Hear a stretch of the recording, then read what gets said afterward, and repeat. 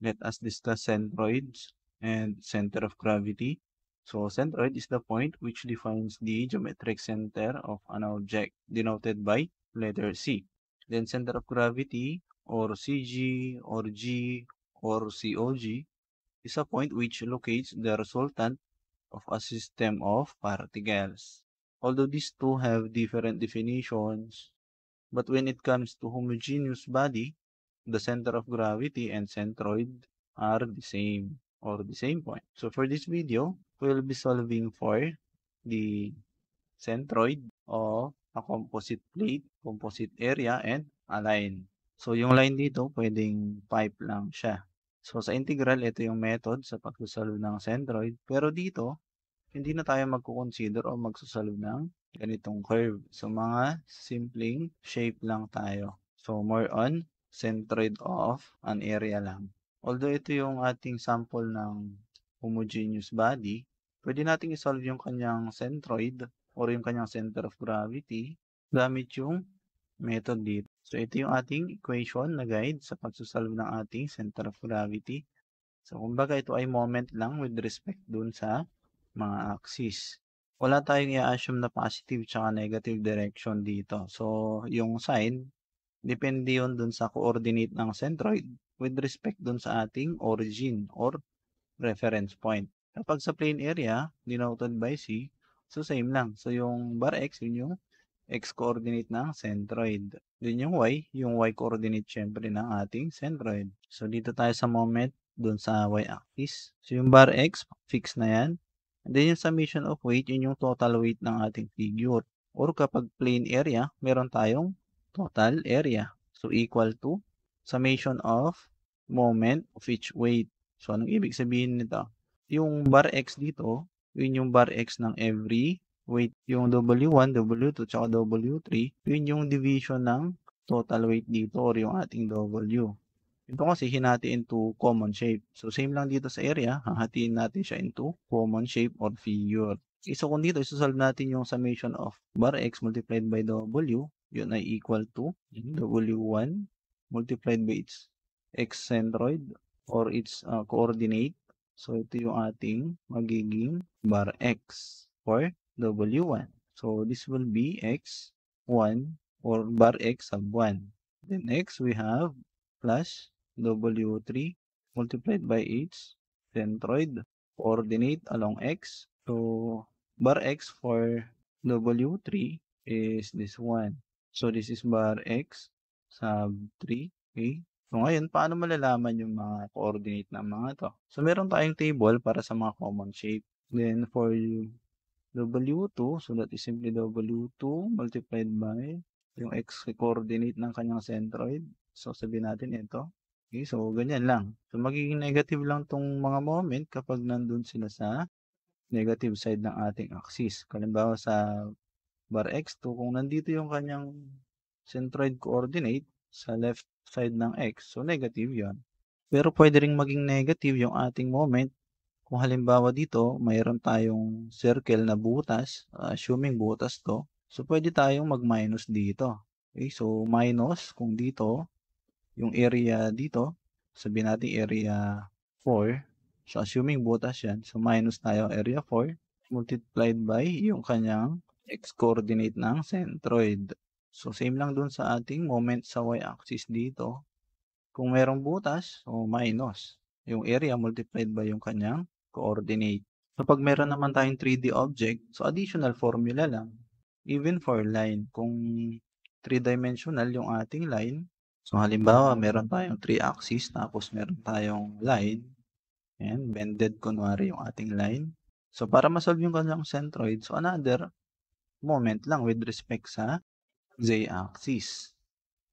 So, kung 2D, madali lang. So, halimbawa, ito yung ating line with length L1, then length L2.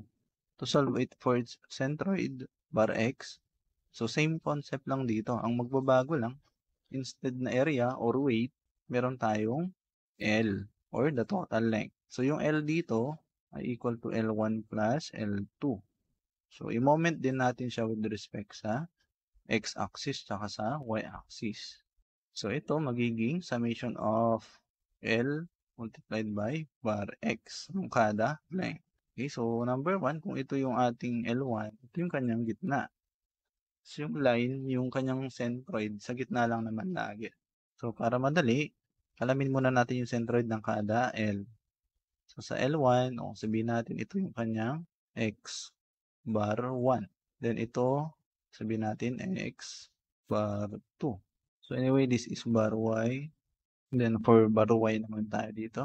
So ito yung ating bar y sub 1. Ito yung bar y sub 2. So kapag 3D, so same concept din. So kailangan nyo isolve yung mga centroid ng kada line or segment. So itong point na to or yung line na to, yung kanyang y coordinate ay negative kasi nasa baba. Ito yung ating positive y. Yun namang bar x sub 1, bar x sub 2, bar x sub n. So yung n dito, yung number of area dito. Pero yung x sub 1 or bar x sub 1, so nandito yon. Then ito yung bar x sub 2, then bar x sub y, then bar x sub 3. So mas maganda bago tayo mag-solve, alamin na natin yung kanilang mga centroid or yung kanilang coordinates with respect dun sa ating origin. So let us solve some problems.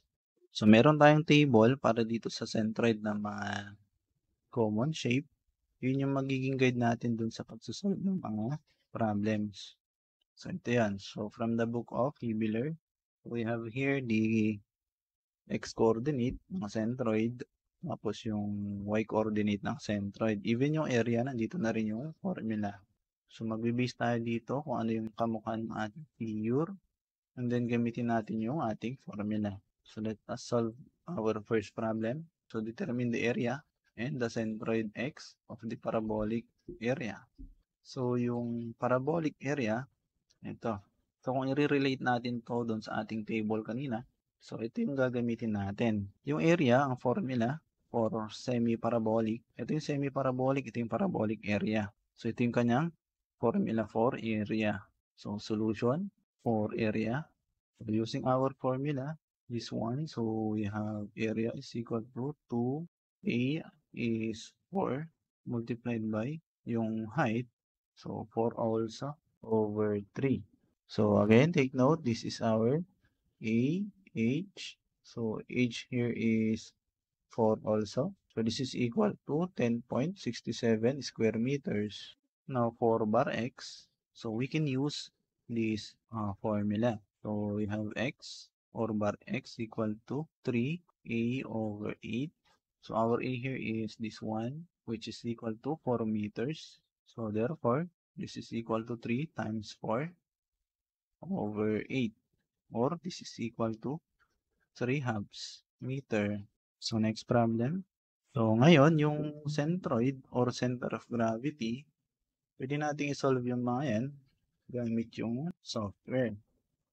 So kung halimbawa nakalimutan nyo na yung formula, hindi nyo na mahanap yung ating table, so pwede kayong gumamit ng software. So dito, drawing ko yung ating figure, yung edge niya, ginamitan ko rin yan ng equation para ma-drawing.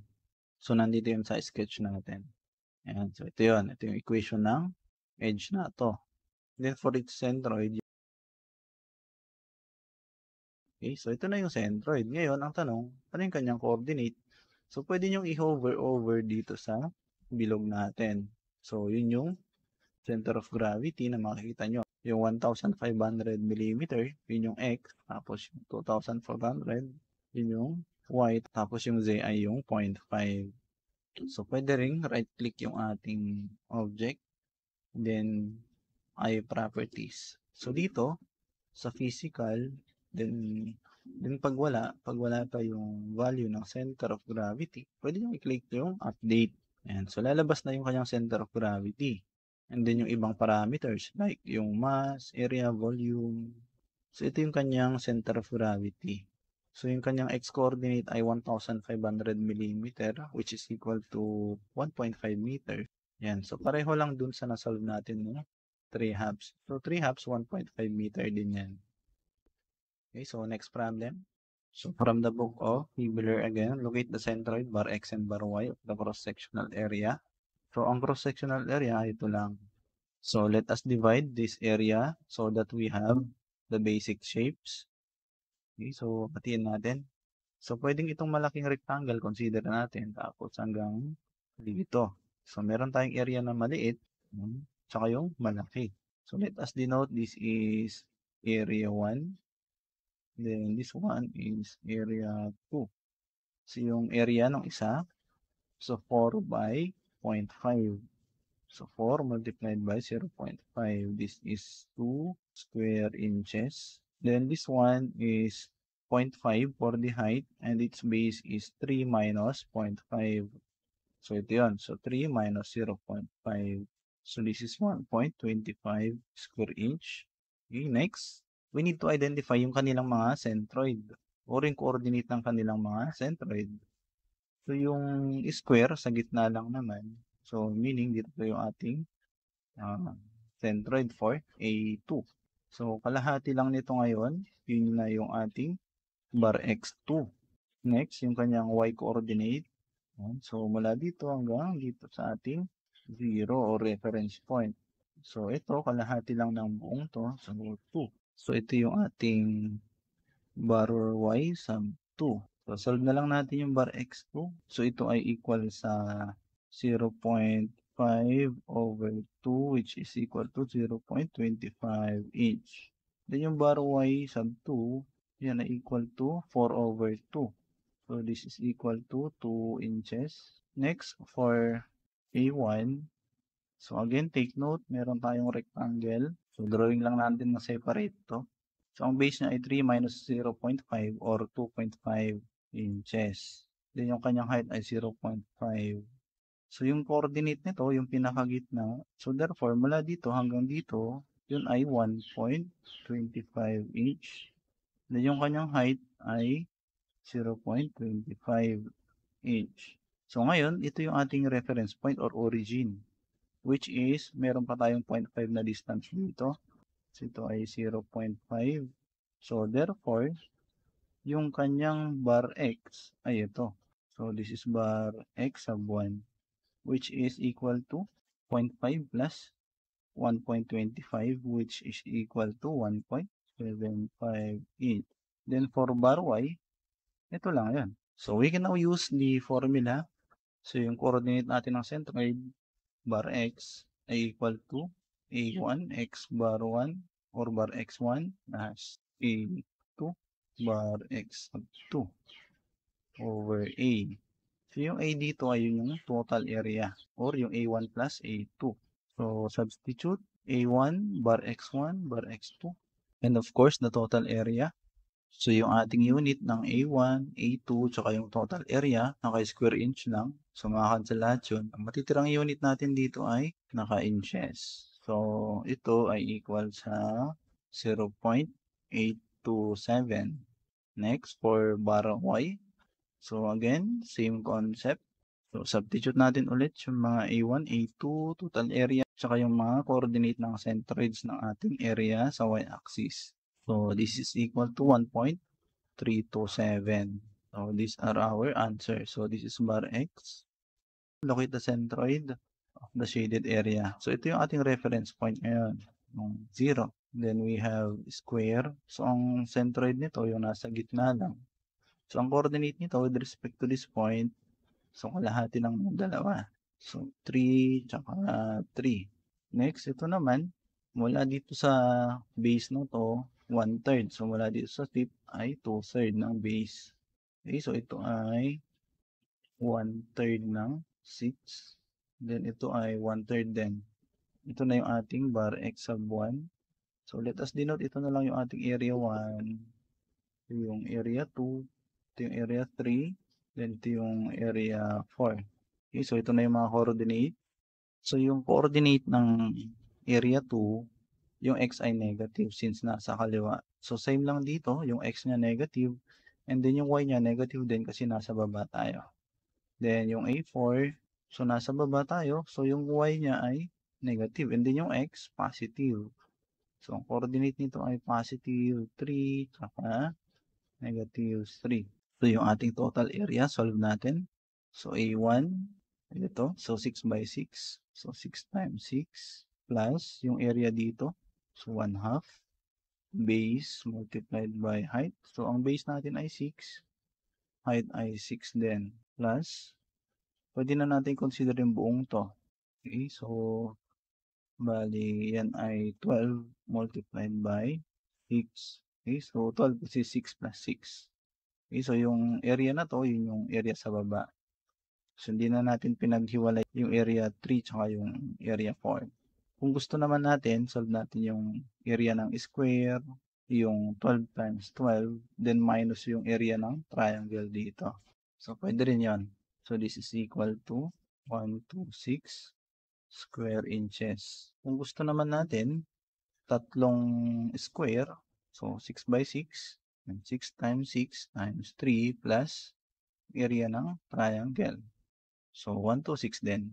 Then, for A1, A3, A4, so pare-pareho lang yung area nila. So, 6 times 6, so 36 square inches.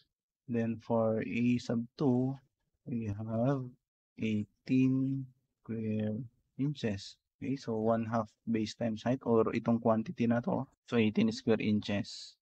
So next line ng ating solution, doon na tayo sa bar x multiplied by a equal to.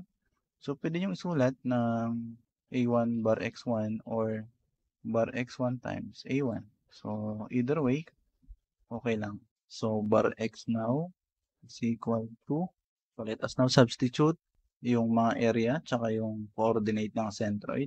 So this is equal to 0.571 or 4/7 inch.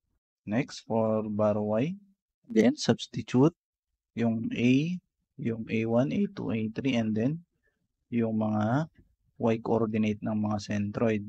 So dito, kinonsider natin yung mga sign ng kanilang coordinate ha. So ito -3 for bar y sub 3, then same dun sa bar y sub 4. So this is equal to -4/7 inch. So positive 4/7, ibig sabihin, so nandito. And then negative y, ibig sabihin nandito sa baba. So most probably nandito yung kanyang centroid. Ito yung bar x, so bar y. And so pwede natin i-drawing dito or ilagay yung mga value nito, ang dalawa sa centroid natin. Okay, so we are done with the third problem. So let us proceed to our last problem. So locate the centroid bar x, bar y, bar z of the wire bend in the shape shown. Okay, so ito yung mga coordinate axis natin. So nandito yung x, nandito yung z, nandito yung y. Okay, so ito yung positive direction natin. Ganon din dito sa z, sa y.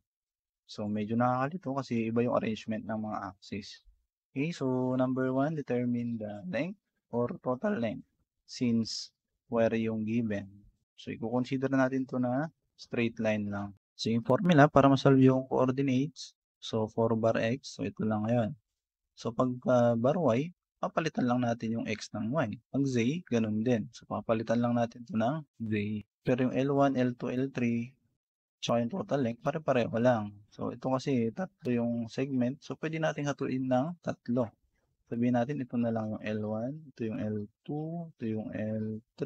Okay, so yung total length, L1, L2, L3 is equal to 300 plus 600 plus 400.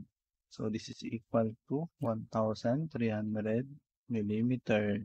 So next, identify natin yung kanilang mga centroid. So sa x, y, and z. Kasi tatlo yung ating coordinate axis. Kaya tatlo din yung centroid natin. So yung line, ang centroid niya sa gitna lang naman. So ito yung ating mga coordinate. Okay, solve natin yung x coordinate niya. So ito yung ating x-axis, take note lang.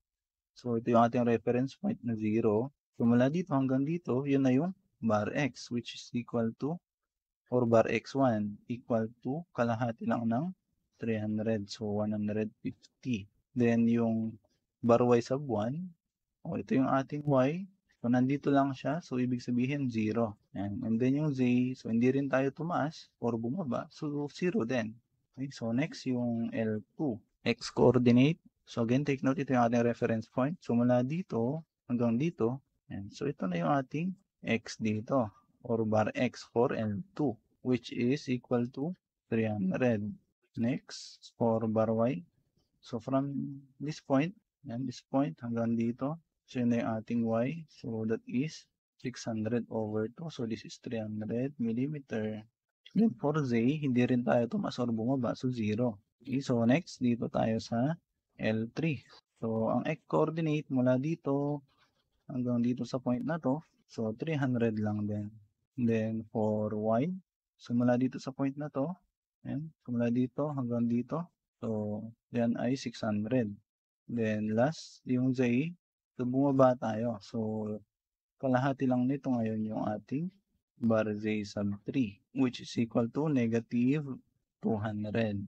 So, kalahati lang ng 400, 200. So, substitute na natin lahat dito sa ating equation. This is 4 bar x. So, this is equal to 265.38. Next, we have bar y. So, same manner lang dito. So, this is equal to 323.08. Okay, next, for bar z. So, this is equal to negative 61.54 millimeters. So, that's all for this video. Thank you for watching.